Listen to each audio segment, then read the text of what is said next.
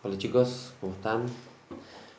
Me alegro de que ayer nos podamos haber visto y charlado un rato en la videollamada del Meet. Me alegro que estén bien y veo que varios se están poniendo al día, los que les faltaba nivelar con el tema de los trabajos prácticos. Bueno, ahora vamos a hacer un repasito y vamos a subir los nuevos temas. El nuevo tema en realidad. En la parte de historia argentina vimos la parte de la generación del 80, recuerden, y las políticas más importantes, la conformación y consolidación del Estado Nacional, con la campaña del desierto, inmigración, vimos el mercado exportador, el tipo de elecciones con fraude, vimos lo que era la oligarquía de la época, surgimiento de partidos políticos, hablamos también de la revolución del parque, y bueno, después pasamos a las elecciones legítimas, las primeras después de la ley Sáenz Peña, donde triunfa el radicalismo. Y vimos en general el primer gobierno de Irigoyen, el de Marcelo Torcuato de Alvear y el otro de Irigoyen. Llegamos hasta el golpe del 30. Pasamos a lo que es Europa y en Europa vimos ideologías del siglo XIX, las más importantes, socialismo, los tipos de socialismo, comunismo, liberalismo y anarquismo. Sé que es un tema complejo, pero los vamos a ir hablando siempre, porque es de suma importancia. Vimos lo que es imperialismo y neocolonialismo, la época de 1873, cuando Estados Unidos aplica la política de la doctrina Monroe, que dice que América es para los americanos, una vez que ya los países de América se habían independizado de sus países colonizadores europeos. Entonces, ante cualquier intento de reconquistar, Estados Unidos lo iba a tomar como una ofensa y se iba a desatar en una guerra. Entonces, estas potencias van para Asia y África a buscar esclavos y a buscar especies. Bueno, y la última clase vimos la paz armada. Recordemos que Bismarck creó el sistema de alianzas. ¿Por qué? Acá había habido conflictos a lo largo del siglo XIX. Tuvimos el Congreso de Viena en 1814 para frenar la expansión del Imperio Napoleónico. Cuando terminan de vencer a Napoleón en la batalla de Waterloo, lo vencen a Napoleón y ahora el Congreso de Viena se juntan los cancilleres y aplican el sistema de Metternich. Y ahí se rearma el mapa y se le devuelve la legitimidad, los territorios, las familias dinásticas que había disuelto Napoleón.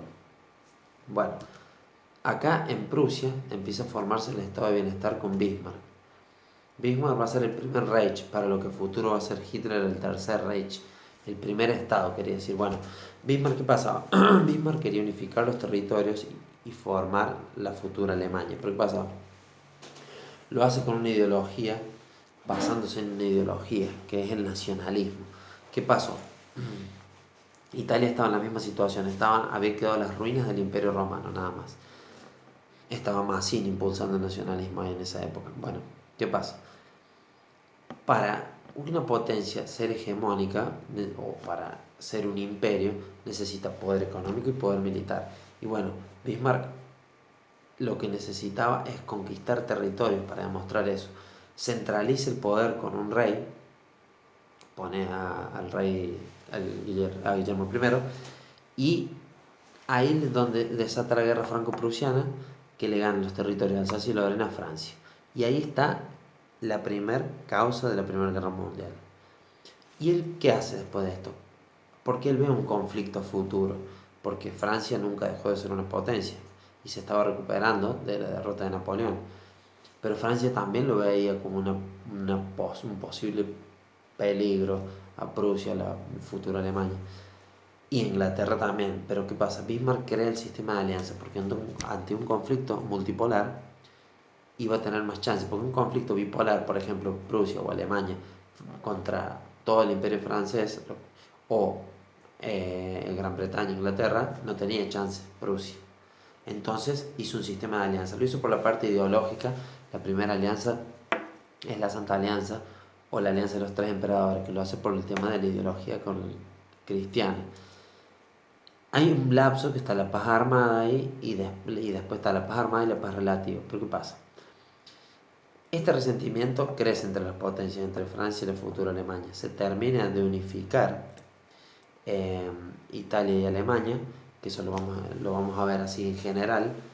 Se unifican estos dos alrededor de 1871 y en más o menos en 1890 empieza la crisis de la zona de los Balcanes, que es la zona donde está, dijimos, Croacia, Checoslovaquia, Serbia y Montenegro.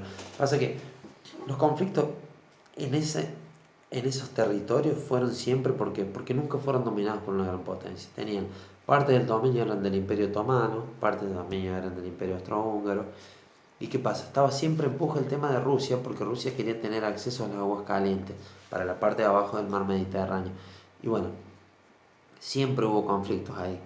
Y bueno, en esa justa, en la crisis de los Balcanes y todos esos conflictos, donde por el Tratado de San Estefano crean Bulgaria para que justamente Rusia pueda tener acceso a las aguas calientes por ahí, ¿qué pasa? Ahí asesinan al archiduque Francisco Fernando. Bueno, cuando lo asesinan, justamente lo asesina un nacionalista serbio. Y esa es como la gota que rebalsa el vaso.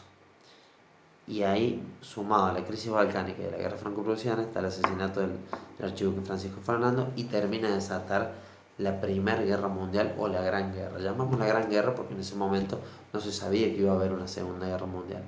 Ahora vamos a ver las causas, vamos a ver lo que fue la guerra de posiciones o guerra de trincheras, vamos a ver cómo se forman los bandos, el bando de los aliados y el bando de los imperios centrales.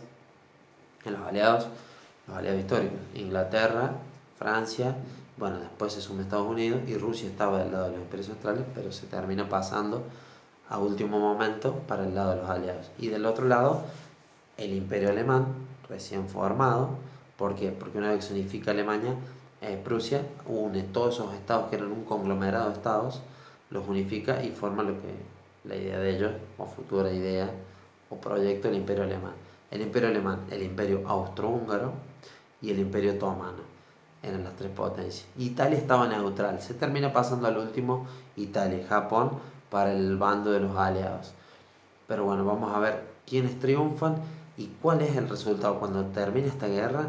¿Qué pasa cuando? Porque es como que el Congreso de Viena, el que quería firmar la paz y devolvió toda la legitimidad a la familia dinástica y rearma el mapa en 1815, ahora termina, eh, termina frustrado con esta Primera Guerra Mundial. Entonces, cuando termina esta guerra, que es entre 1914 y 1918 crean la Sociedad de Naciones. Y ahí están los tratados de paz. Y en esos tratados de paz vamos a ver qué país es el más perjudicado. Y eso va a influir a futuro en el posterior periodo entre guerras, con el surgimiento de los nacionalismos exacerbados, nazismo, fascismo, estalinismo y la posterior Segunda Guerra Mundial. Ahora yo les voy a subir la actividad, les voy a subir, creo que tengo un PowerPoint hecho con la información principal, así ustedes van haciendo las actividades. Nos vemos chicos, saludos, que estén bien.